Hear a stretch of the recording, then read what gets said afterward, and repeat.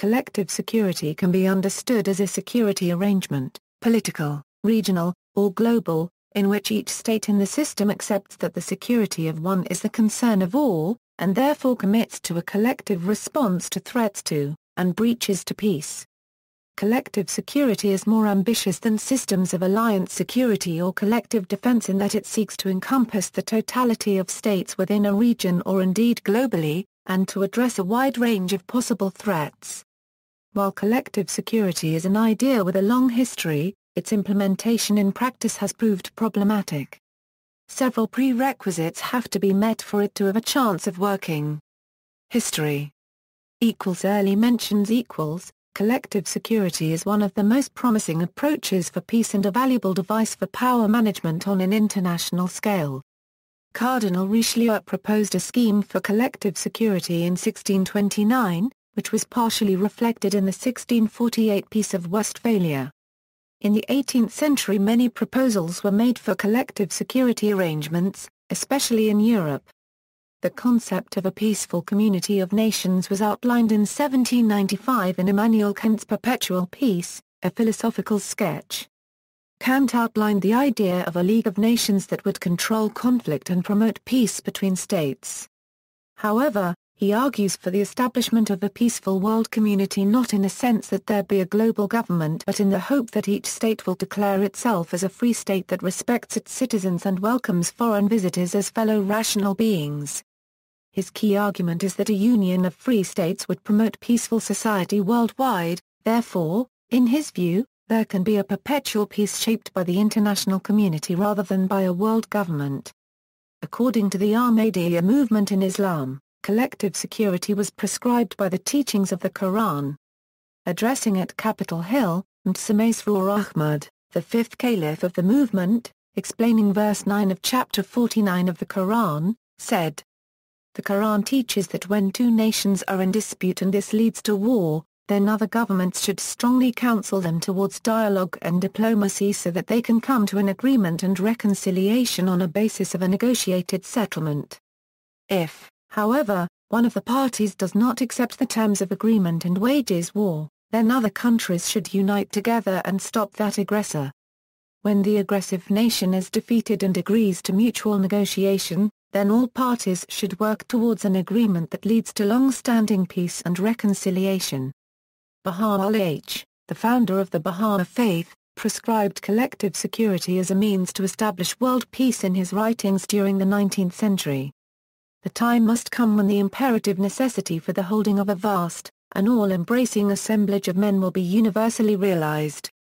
The rulers and kings of the earth must needs attend it, and, participating in its deliberations, must consider such ways and means as will lay the foundations of the world's great peace amongst men.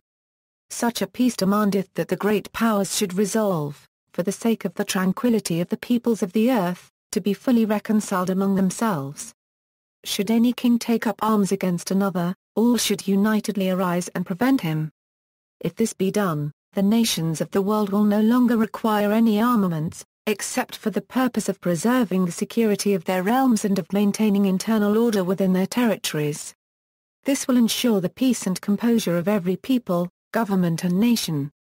International cooperation to promote collective security originated in the Concert of Europe that developed after the Napoleonic Wars in the 19th century in an attempt to maintain the status quo between European states and so avoid war. This period also saw the development of international law with the first Geneva Conventions establishing laws about humanitarian relief during war and the International Hague Conventions of 1899 and 1907 governing rules of war and the peaceful settlement of international disputes. The forerunner of the League of Nations, the Interparliamentary Union, was formed by peace activists William Randall Cremer and Fra Copyright Dow Copyright Rick Passy in 1889.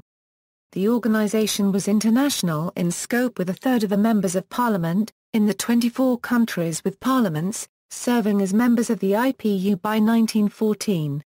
Its aims were to encourage governments to solve international disputes by peaceful means and arbitration, and annual conferences were held to help governments refine the process of international arbitration.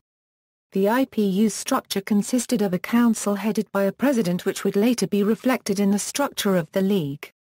At the start of the 20th century, two power blocs emerged through alliances between the European great powers. It was these alliances that came into effect at the start of the First World War in 1914, drawing all the major European powers into the war. This was the first major war in Europe between industrialized countries and the first time in Western Europe the results of industrialization had been dedicated to war. The result of this industrial warfare was an unprecedented casualty level with 8.5 million members of armed services dead, an estimated 21 million wounded, and approximately 10 million civilian deaths. By the time the fighting ended in November 1918, the war had had a profound impact, affecting the social, political and economic systems of Europe and inflicting psychological and physical damage on the continent. Anti-war sentiment rose across the world. The First World War was described as the war to end all wars, and its possible causes were vigorously investigated. The causes identified included arms races, alliances, secret diplomacy, and the freedom of sovereign states to enter into war for their own benefit. The perceived remedies to these were seen as the creation of an international organization whose aim was to prevent future war through disarmament, open diplomacy, international cooperation, restrictions on the right to wage wars, and penalties that made war unattractive to nations. Collective security in the League of Nations. After World War I, the first large-scale attempt to provide collective security in modern times was the establishment of the League of Nations in 1919 (Euro-20). The provisions of the League of Nations Covenant represented a weak system for decision-making and for collective action.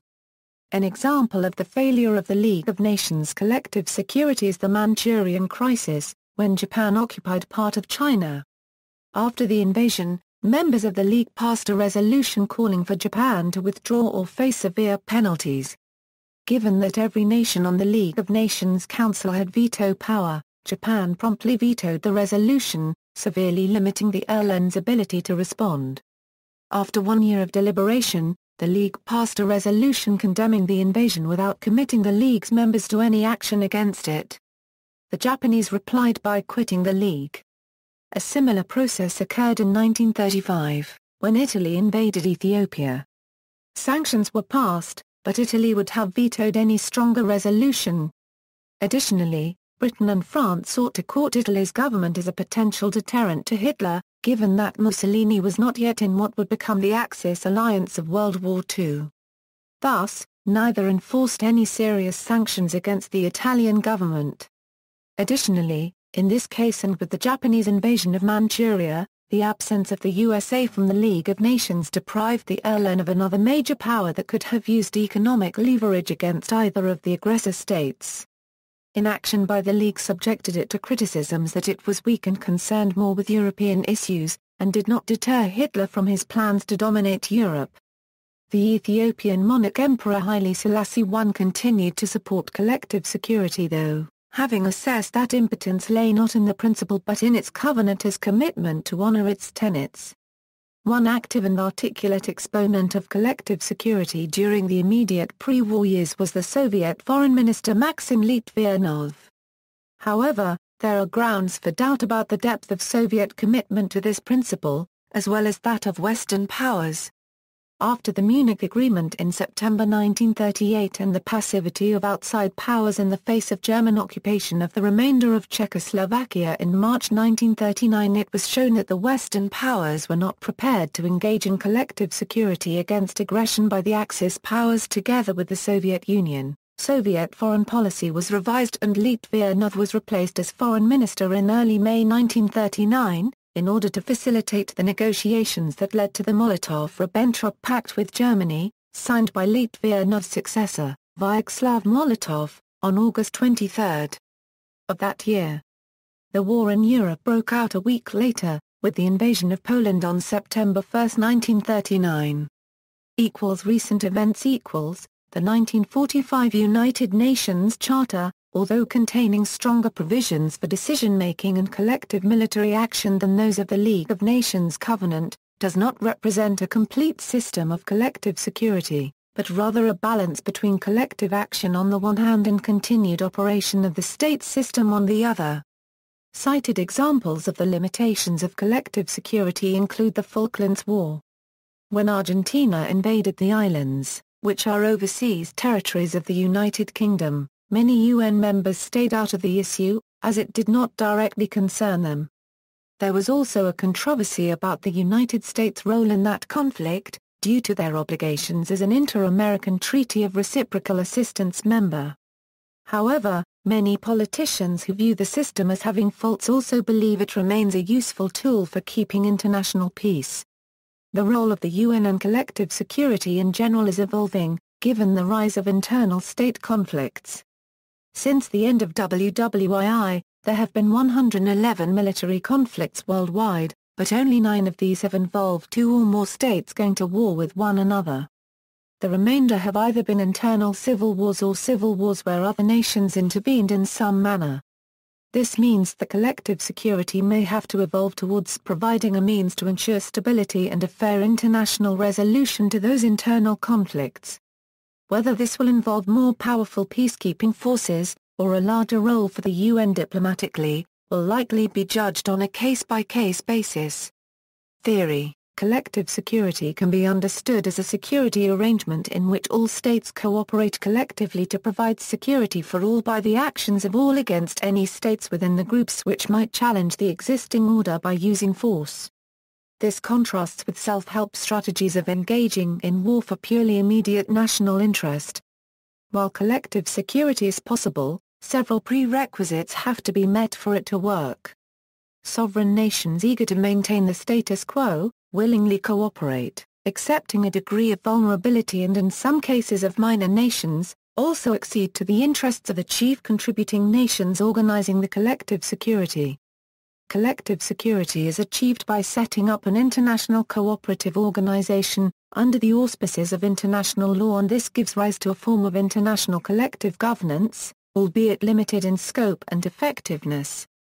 The collective security organization then becomes an arena for diplomacy, balance of power and exercise of soft power. The use of hard power by states, unless legitimized by the collective security organization, is considered illegitimate, reprehensible and needing remediation of some kind. The collective security organization not only gives cheaper security, but also may be the only practicable means of security for smaller nations against more powerful threatening neighbors without the need of joining the camp of the nations balancing their neighbors. The concept of collective security forwarded by men such as Michael Joseph Savage, Martin White, Immanuel Kant, and Woodrow Wilson, are deemed to apply interests in security in a broad manner, to avoid grouping powers into opposing camps, and refusing to draw dividing lines that would leave anyone out. The term collective security has also been cited as a principle of the United Nations, and the League of Nations before that. By employing a system of collective security, the UN hopes to dissuade any member state from acting in a manner likely to threaten peace, thereby avoiding any conflict. Collective security selectively incorporates the concept of both balance of power and global government. Thus it is important to know and distinguish these two concepts. Balance of power between states opts for decentralization of power. States are separate actors who do not subordinate their autonomy or sovereignty to a central. Thus, singly or in combinations reflecting the coincidence of interests, states seek to influence the pattern of power distribution and to determine their own places within that pattern. The expectation of order and peace comes from the belief that competing powers will somehow balance and thereby cancel each other out to produce a deterrence through equilibration. On the flip side, the concept of global government is about centralization. Global government is a centralized institutional system that possesses the power use of force like a well-established sovereign nation-state. This concept strips states of their standing as centers of power and policy, where issues of war and peace are concerned, and superimposing on them an institution possessed of the authority and capability to maintain, by unchallengeable force so far as may be necessary, the order and stability of a global community. Collective security selectively incorporates both of these concepts, which can boil down to a phrase, order without government. Basic assumptions Organsky lists 5 basic assumptions underlying the theory of collective security. In an armed conflict, Member nation-states will be able to agree on which nation is the aggressor. All member nation-states are equally committed to contain and constrain the aggression, irrespective of its source or origin. All member nation-states have identical freedom of action and ability to join in proceedings against the aggressor. The cumulative power of the cooperating members of the Alliance for Collective Security will be adequate and sufficient to overpower the might of the aggressor. In the light of the threat posed by the collective might of the nations of a collective security coalition, the aggressor nation will modify its policies, or if unwilling to do so, will be defeated. Prerequisites Morgenthau states that 3 prerequisites must be met for collective security to successfully prevent war. The collective security system must be able to assemble military force in strength greatly in excess to that assembled by the aggressor, thereby deterring the aggressor, from attempting to change the world order defended by the collective security system. Those nations, whose combined strength would be used for deterrence as mentioned in the first prerequisite, should have identical beliefs about the security of the world order that the collective is defending. Nations must be willing to subordinate their conflicting interests to the common good defined in terms of the common defense of all member states. Collective defense. Collective defense is an arrangement, usually formalized by a treaty and an organization, among participant states that commit support in defense of a member state if it is attacked by another state outside the organization. NATO is the best-known collective defense organization. Its famous Article 5 calls on member states to assist another member under attack. This article was invoked after the September 11 attacks on the United States, after which other NATO members provided assistance to the U.S. war on terror in Afghanistan. Collective defense has its roots in multi-party alliances and entails benefits as well as risks. On the one hand, by combining and pooling resources, it can reduce any single state's cost of providing fully for its security. Smaller members of NATO, for example, have leeway to invest a greater proportion of their budget on non-military priorities, such as education or health, since they can count on other members to come to their defense, if needed. On the other hand, collective defense also involves risky commitments. Member states can become embroiled in costly wars benefiting neither the direct victim nor the aggressor. In World War I, countries in the collective defense arrangement known as the Triple Entente were pulled into war quickly when Russia started full mobilization against Austria-Hungary, whose ally Germany subsequently declared war on Russia. See also, List of military alliances, World War I, World War II, Germania-Euro-Soviet Union relations before 1941, self-defense in international law, world government. References. Bibliography, Beer, Francis A., ed. Alliances, Latent War Communities in the Contemporary World. New York, Holt, Reinhardt, Winston. Bookchin, Morris. Collective Security, a record of the 7th and 8th International Studies Conference. Paris, International Institute. Claude J.R., Mizell Collective Security as an Approach to Peace in, Classic Readings and Contemporary Debates in International Relations ed. Donald M. Goldstein, Phil Williams, and J. M. Schafritz. Belmont C.A., Thomson Wadsworth pages 289-302. Osh, Pew. International Relations. New Delhi, Phi Learning Private Limited pages 389. ISBN 978-81-203-3875-3. Retrieved October 15, 2010. Lowe, Vaughan, Adam Roberts, Jennifer Welsh and Dominique Zalem, The United Nations Security Council and War, The Evolution of Thought and Practice Since 1945 Oxford, Oxford University Press, 2010, paperback, 794 pp. ISBN 978-0-19-958330-0. Organsky, AFK World Politics. Borzoi Books on International Politics. New York, Alfred A. Knopf. Pages 461. Retrieved October 15, 2010. Roberts, Adam and Dominique Zalem, Selective Security, War on the United Nations Security Council since 1945, Abingdon, Routledge, 2008, 93 pp. ISBN 978-0-415-47472-6. Sharp, Alan. Collective Security. Leibniz Institute of European History. White, Martin. Systems of States ed. Hedley Bull. London, Leicester University Press.